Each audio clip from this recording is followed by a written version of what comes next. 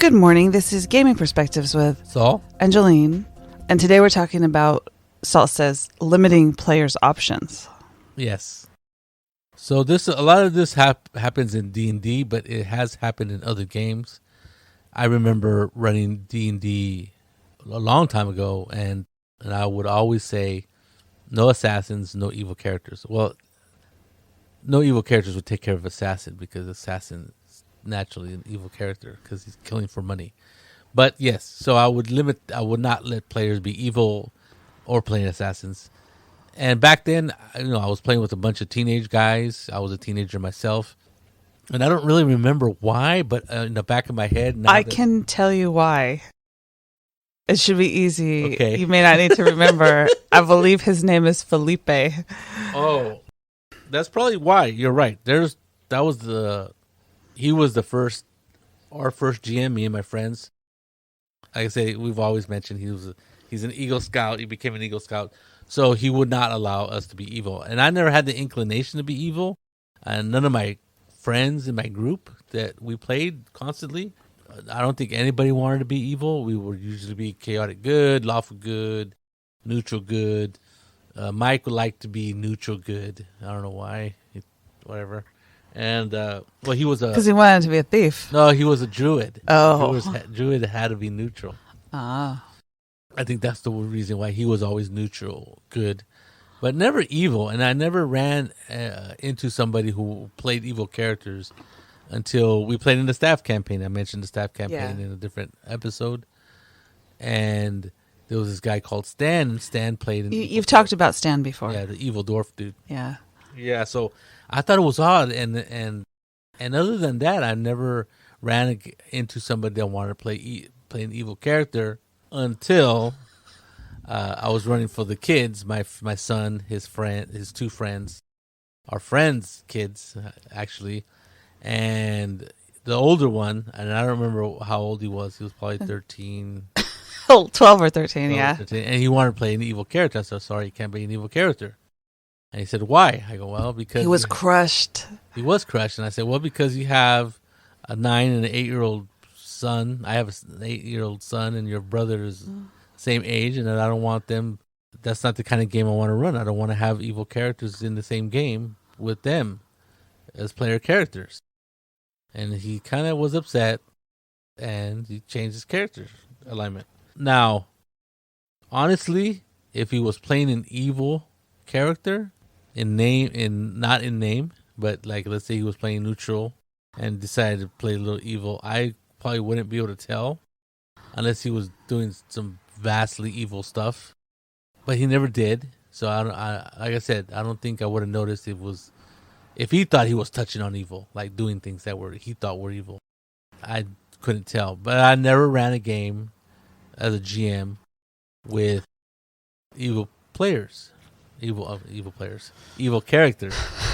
Some of the players may have been evil. Who knows? Evil. Chaotic at the very least.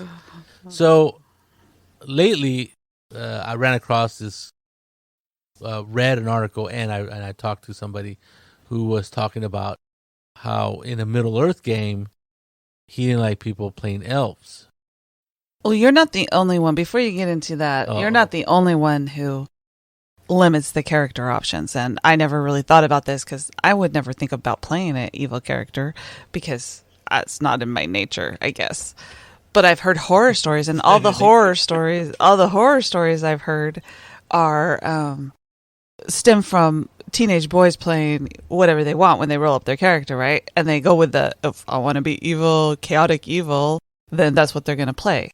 And I've heard lots of horror stories about those games, right? Killing each other, the characters killing other characters and stuff. And so I'm glad that, Felipe was around to influence Saul against that kind of I call that as hattery because we never played that way. I don't think we were, I don't even know what to call it. Inclined to play that way. And I guess maybe it might have been Felipe's influence, but even when he was gone, we didn't play that way. We didn't pillage, rape, and murder people. We're murder hobos, but we killed evil things and took their stuff. Never occurred to me to play like that or to even It never even crossed my mind. Well, you're not the only one, because I came across an article with all these, and there's all kinds of GMs on here talking about what they limit. Some of them are hilarious. I was just like, I was shocked that other people thought basically the same way you did. One guy was saying that he limits any evil characters, any and certain races. Like this one guy goes, you can play whatever you want as long as it's in the core rule book, and also try to make your characters so they don't stand out too much. Because if you're playing a tiefling and you're going into towns, people may not take advantage, take to that, right? And you might get killed, beaten to death, right? That kind of thing. Yeah, I ran into that when Ian was a tiefling. I go, you look like a devil.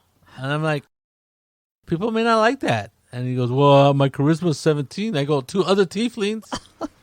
But to humans and other people, you're like the devil looking thing. Because I didn't know what tiefling was. I thought it was just, I don't know what I thought it was. And then I think it was. Then Augustine looked up the picture for you. Oh, yeah. He goes, the tiefling. I go, oh my God. They look like the devil. And then my son goes, yeah. I'm like, oh, damn it. I let him play the character, though. I don't think he played it very long. This is not uncommon. This one guy says that he started a campaign and he told the people no orcs, and because there's no orcs in this world.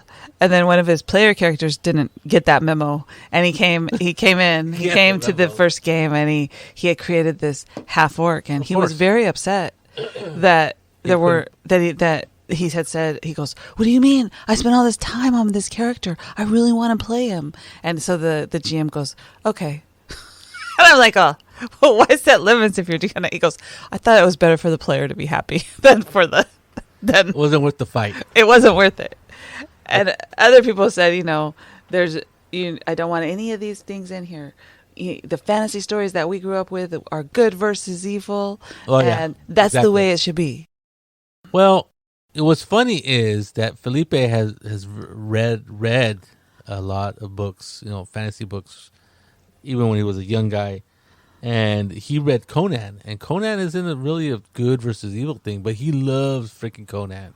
He loves Robert E. Howard, even though obviously Robert E. Howard by today's standards, or even back then, it was a racist bastard, but he still loves the way he wrote that pulp fantasy thing, Hyperborea thing. But never did he even I don't think he even had to say no evil characters. I don't think me, Sip, Esteban, because we were the 3 main people who played. And then later when we went to start playing outside our home and he started the Castle and Crusaders Club in the library, at the Steinbeck Library, never did I see some kid wanted to play an evil character. Maybe after we left, like after Felipe left and after I stopped going and was in charge, Jim and Philip would go to the Steinbeck Library and they'd stay there till 2:00 in the morning. And that was unheard of for me because, our club was from 6 to 11 and we promptly left at 11. Even though it was past, the time that the library was open, the meeting room would stay open. It had access to the outside. And it had those self-locking doors. So we always made sure somebody stayed behind, like when we took our break to go to the Cork and Bottle down the street for snacks and stuff. But when you close the doors, you could just close the doors and they would lock. Right. So basically, you were on your own. We were on our own honor to stay to leave at a certain time, and we did. But the next generation of gamers did not get that memo. And later on, when Jim was talking, oh yeah, we were there till 2:00 in the morning. I go, at the Steinbeck Library? I go, what was wrong with you guys? We're supposed to land 11. Oh yeah, but there was, and he was right. There was nobody there to tell him to close the place. I'm like, yeah, but that was part of the deal. And so obviously, Jim is a little bit more chaotic than the rest of us. So even when we brought in our game to include Mike, Tom, Herb, those brothers and other people we played with, I don't remember ever anyone wanting to play an evil character, except Stan, who who brought his own high-level character, the staff campaign, which I mentioned in an earlier podcast. And that was because they go, well, bring your highest level character. We don't care what level they are. So I think Stan's character was like 7th or 8th level. It was pretty badass. The highest level I had ever seen. I think that the highest level character I had ever played at that time was probably like 5th. This was the AD&D, so they were pretty tough. Lots of hit points. It never really entered my mind. It was just natural that people I gained with never asked to be a player character. I mean, evil character. And then when Ian did it, I said, hey, you can't play an evil character. And he was shocked. Why not? I'm like, well, because I don't allow evil characters. Why? Well, because you have a little brother and my son who are 8 that I don't want them exposed to that kind of gameplay. That's the second time you've said that. I know. And I got to reiterate that because that was one of the reasons why. Another one, even though I never really explicitly said it back before with playing with Sip and Mike and all those, is that I always thought that evil characters played by people, played by people. Evil characters would cause problems in the game. And now, I never really thought about it too much. It was probably just an idea that I had, but that's an idea that obviously stuck with me even till today. I even today say if people start a game, I no evil characters. And now, I mean, I would think there would be a reason why I was a little hesitant to limit other people's characters' choices.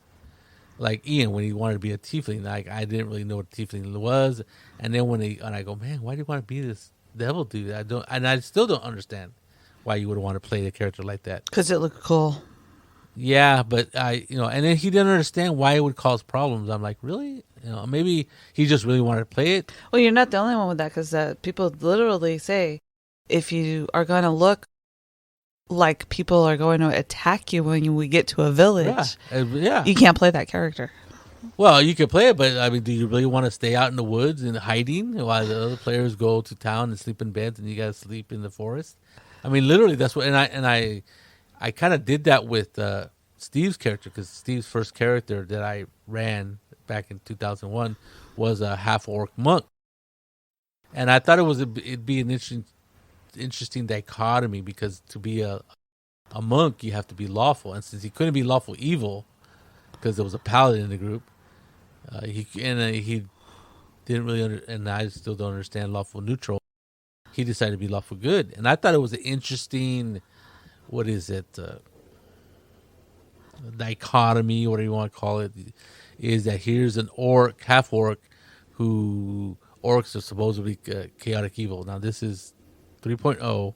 I think D&D 5th edition is moving away from races alignment being a certain alignment, but back then that's the way it was.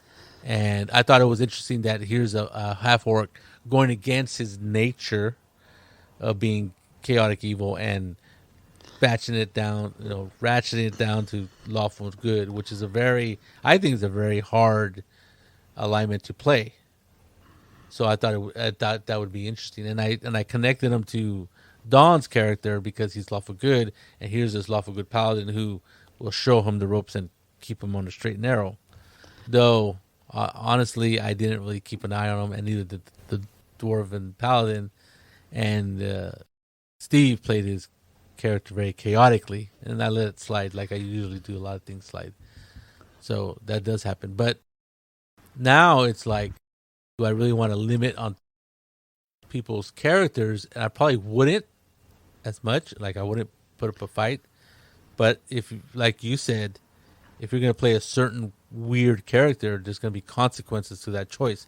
Especially like if you're not in a big grand city that has metropolitan ideas, right? If you go into a small village, I think that's why GMs limit things like that. And it's not necessarily, and there's this discussion about if you're limiting what kind of character they create, are you limiting player agency? And I'm going to say no. I'm going to say that you're limiting what you're going to allow in your game, and you're telling them beforehand that, in session 0, right. I'm doing air quotes. Definitely. You say, okay, you can make whatever character you want, but I don't want these characters and give them a reason why. I don't want this in my game. I don't want evil characters because I don't want people causing problems within the group. I don't want people to play tieflings because when you go into town, people are going to beat you with a stick until you're dead. Or at least tell them that is a viable, that there's consequences. Well, if you can limit it one way, saying there's going to be consequences, or you can limit it and say, I don't want tieflings. I want them to be these classes or races or whatever. Yeah, I remember another thing and it's always Ian. He is very strange. Well, Ian likes to make strange characters. Yes, that's what I'm saying. So he made this one guy character that he wanted to be able to create magical weapons. I go, you can't create magical weapons in my game. And he's like, what? I have this feat, blah, blah, blah. And even Steve, his dad, got into it with me. I'm like, well, that's just, Steve said, well, that's his whole character is based on. Look, I'm sorry, but I don't feel right characters making magical weapons nilly-willy. Now, I didn't really look into it, but I just didn't like the idea. Like, I never liked the idea of the magical shop where people are buying +1 swords, +2 swords. Theoretically, it's like grocery shopping, right? You want them to work for it or find it on their own? Well, stuff like that is so special made. It has to be like a special order, right? Like if you go into a grocery store and, well, let's say an old grocery store, and you want a certain kind of cut of meat, right? You can only get it if the butcher knows that cut of meat? Yes, and if he's able to do it, right? Now, for example, and I don't know this for sure, but for example, tri-tip is a Western thing, right? I don't know okay, so there's people in America eat a lot of steaks and stuff like that, and there's all kinds of different cuts of meat. Now, I'm not anywhere knowledgeable about that stuff, but years ago, somebody said, oh, you should, if you're barbecue tri-tip steak. And I did, and it turned out fantastic. Now, I really can't tell you what part of the But if you go back, if you go east, people have no idea what tri-tip is. Right, because they don't cut that kind of meat. Exactly. And like past Chicago. Except that since Californians have gone that way, right, they've probably started doing it. Yes. And so, and that's what I'm talking about is that it's, if you go to Chicago and you go, I want a tri-tip roast, the butcher might look at you going, what the hell's that?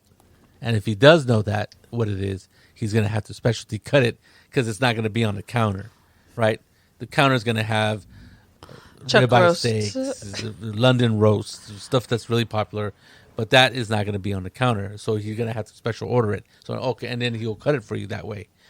That's the way I think magic shops are. There's going to be a magic shop there, and there's going to be somebody who's going to make stuff. Magic. They might make like magical potions, like healing. That's pretty cool. We always need those shops, right? So that's almost acceptable. But a +1 sword, +2 sword, and other variety of weapons that are +1, +2, it's just not going to happen because the wizard or whoever's creating these things is going to invest a huge amount of time. It's not like he has a hireling that sits back there going, +1 sword. I don't know how you make a +1 sword, but I can't. I'm just imagining someone magically making it +1. Right. So, and then it has to be. I think most magical weapons, as far as I remember, they have to be at least a master class grade weapon. But it's amazing that you don't want these special weapons, but a lot of times when we find a treasure trove, there are magical weapons. Rings that you don't know what they do that people just randomly put on their hand and to go. I really got to put more cursed weapons in the treasure. I'm just saying that. But if you don't want a certain thing, then you need to tell the people before you start playing the game, right? Right. And in this case, I did not, and I felt bad. And I said, look, I think it was 3rd level, 4th level before he tried making anything. I go, look, you can remake your character at 4th level. I'm not going to make you start at 1st. I just don't want player characters making weapons. I mean, magical items nilly-willy. And I know it's in the book, and I apologize profusely, but I'm adamantly. So I add that to the list. No class that makes magic weapons. Ian's made you add lots of things to the list, hasn't he? Because he pushes the limits on all of his characters. Because I mean, most of the other players don't want to be tieflings. They want to look like a devil, and I'm like, and And they know. Well, the boys just like being barbarian fighters and stuff like that. Yes, yes. And it was funny because even my son at the time, this was probably what, 5 years ago, 6 years ago?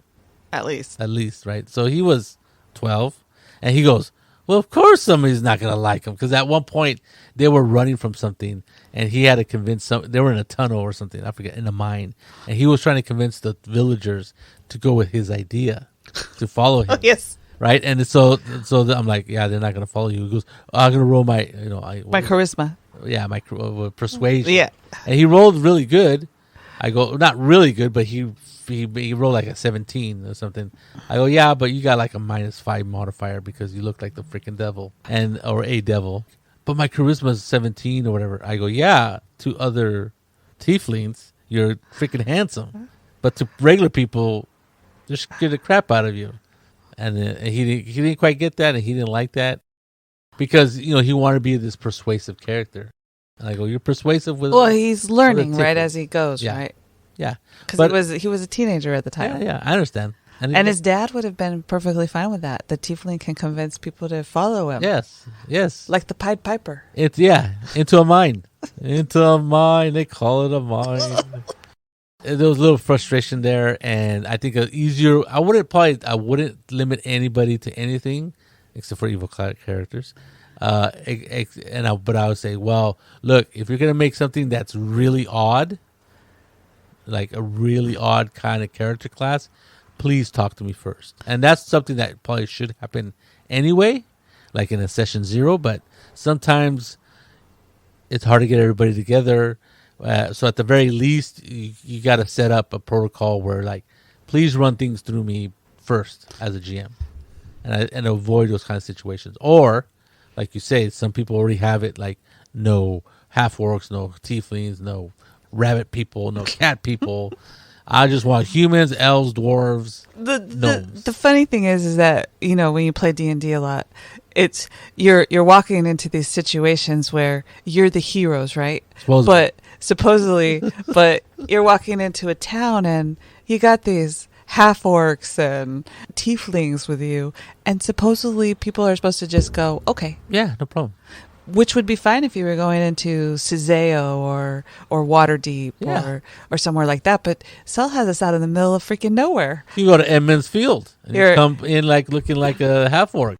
You're a Trolloc. Yeah. Kill that thing. I thought those things were fairy tales.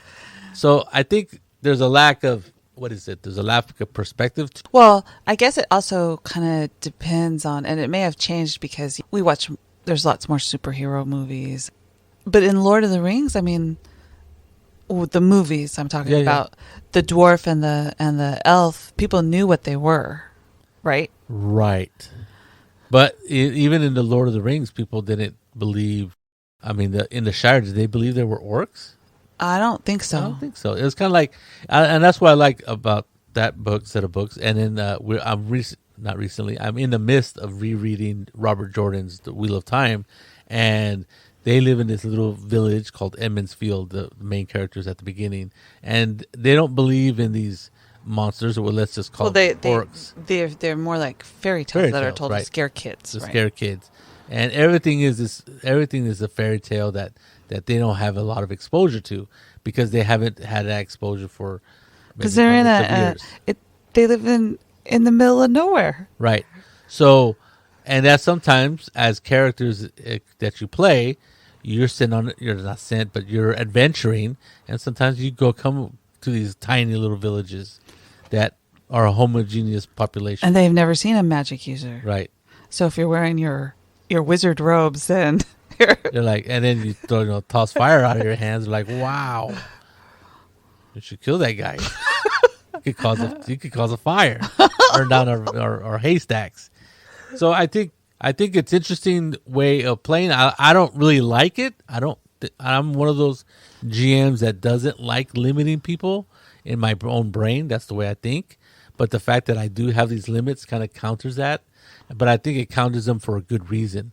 Now, like I mentioned earlier, I don't know who it was, and I don't remember if maybe I was dreaming, but I told you that specifically in the Lord of the Rings game, the One Ring, somebody mentioned, well, I don't like people playing elves because they don't really know how to play an elf.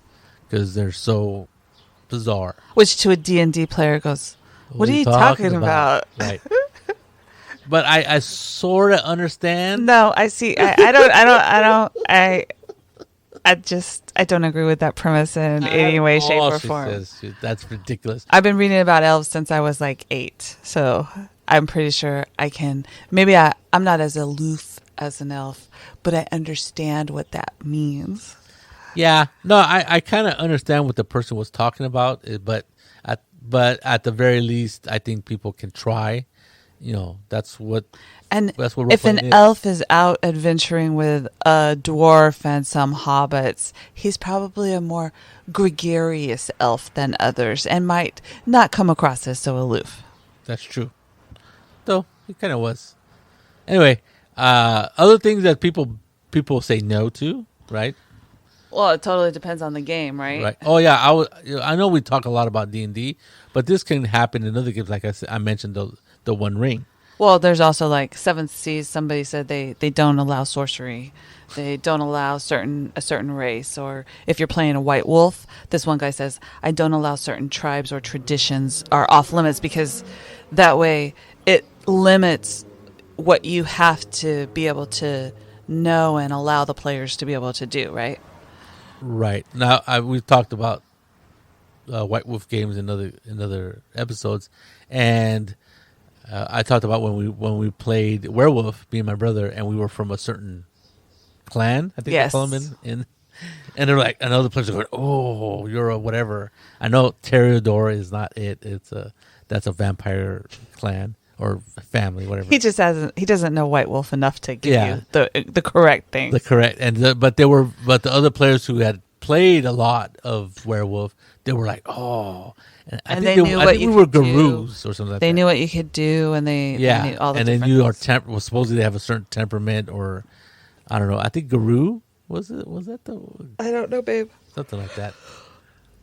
Which I think just means wolf in Latin. Anyway. Or is it Estonian? Estonian. Anyway, so I think all games have certain not all games, right, run by certain referees or GMs. I don't know what you want to call them, with the game masters. There's certain things that some game masters don't allow because their experience in the past. That's exactly what it is. Yes. View on them. Because obviously someone playing had sorcery in Seventh Season, which is a pirate game, right? And if you have sorcery on the seas, that could be a problem. I can see it being problematic throwing a fireball at another ship. All those people on that other ship are not going to make it.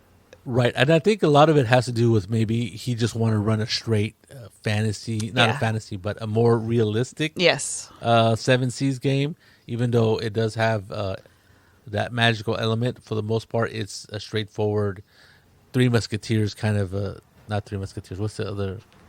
Three Musketeers was on land. Oh my God. What's that one? Horatio Hornblower type of game, right?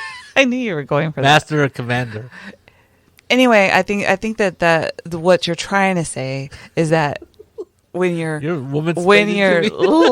limiting what you want players to be able to play and stuff, that's different from limiting player agency. Like once you're playing the game, right, then you're talking about limits before the game. Well, I understand people might confuse that with player. Well, it is limiting player agency because it limits them what avenues they can role play, right? Well, you're limiting it only to the sense that you're not allowing certain things in your game. So that doesn't limit what their role playing ability. That just limits that they can't be a tiefling doing it. They can be an elf doing it.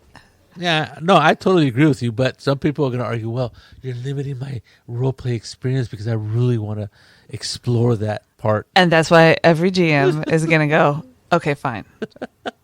Okay, fine. I don't want to. Except for the evil part. Yeah. I try to remember other games that you limit stuff. I think a lot of players, what is it? A lot of players who are mini maximizers, they will exploit things. Well, see, and that's when consequences come in, right? and you've taught this lesson to the boys many times, especially Alan. If you're going to use a dump stat, don't put it in wisdom because, or charisma, because wisdom means that you're going to be held. This is in D&D specifically. So if your wisdom is really low, the spell to hold person, you can't make the wisdom save to get out of it. And it took Alan 2 or 3 characters, a couple campaigns to figure this out. It was a little faster than that because when I held him, a shaman held. It was a shaman, but it was a evil cleric held him, and he literally could not roll. The save wasn't that high. It was like a 16, which is kind of high. But he had like a negative. Yeah.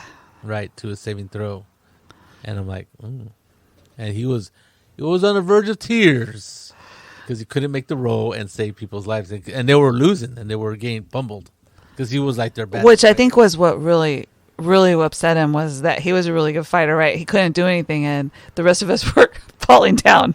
And Ian was ready to was hiding in the box. So I think if as a GM, if you are very straightforward with your players and give reasons, right? Good reasons, not like, well, I don't think anybody can really play elf. Well, let me try. What the hell? What do you got to lose? Those are kind of superfluous. Well, that might be a good reason to that GM, right? But because he's gonna look at your elf character every time you say something and go, "Oh well, that's not good enough." Really, that's what you think an elf would say in this situation? I go, yes, that's what my elf is gonna say. Damn it! Which will cause limiting player agency. Like killing the character. So I think if you're a straightforward GM and you tell people why you don't want to let certain things in your campaign, it doesn't matter the game. D&D, we pick on D&D quite a bit because that's what we played a lot, especially with kids, right? Right, and I think there's so many books that have expansions to those rules. Like I remember somebody saying, "Oh, I don't allow gunslingers in my game." In the D&D game. Yeah. And I'm like, what? I go, really? I go, why? He goes, I don't allow guns. I go, oh, okay. I forget what it was. I think it was Steve saying that. You should have guns in a D&D game. He was very particular about that. I'm like, wow. Which was interesting because, wasn't that in a one of the expansion books, or I believe it was. Yes. Because it was in the advanced player. Because his children take those expansion books and they want to play all the new races and character classes and mix the character classes with weird races. Yes. So it was kind of. So the whole gun conversation was like, okay. Yeah, it was just, I don't like guns in fantasy. Well, it's pretty funny though because Saul's playing aren't you in the game that we're playing with Augustine a gnome gunslinger? Yeah. But his guns aren't very. Well, that's what you start off with. You start off with a gun that's like only good for you and breaks down if you roll a critical hit easily. And it takes you 3 or 4 turns to figure out what to do. It. And ammunition is extremely expensive. Which makes perfect sense if you're playing a medieval-ish game, right? A medieval fantasy game, because that's when gunpowder was invented, and there were a couple. Well, I don't know if you consider. Wasn't there Roman gunpowder in the? No, they had Greek fire. But yeah, that's not quite exactly the thing. I think the story is, and I'm pretty sure it's true, is that gunpowder came from China. Yes, yeah, because they used it for fireworks. And then, even up until the 1800s, people were, when you're making your own black powder and you're making your own bullets, and you have to one at a time, and you have to get them in that wad and all that. Yeah, all the different things. It was very hard to very, very, yeah. So it's realistic in that sense, right? Yes. That if you doesn't matter what you roll, yeah. So anyway, I think when you as a GM are limiting players' options in that sense, I think you should have a good reason, not just be aloof about it. I think most GMs are pretty. I think they're pretty. What is it? They got reasons why, right? Whether and if you ask them, they'll tell you. Yeah, and it's either they had a bad experience in the past, or they think it's going to cause problems. And that's just that. So really, what you're talking about is limiting what kind of characters people can play versus limiting what people can do. Right. So hopefully, this gives you some idea of that topic. This is Gaming Perspectives with Saul and Jolene.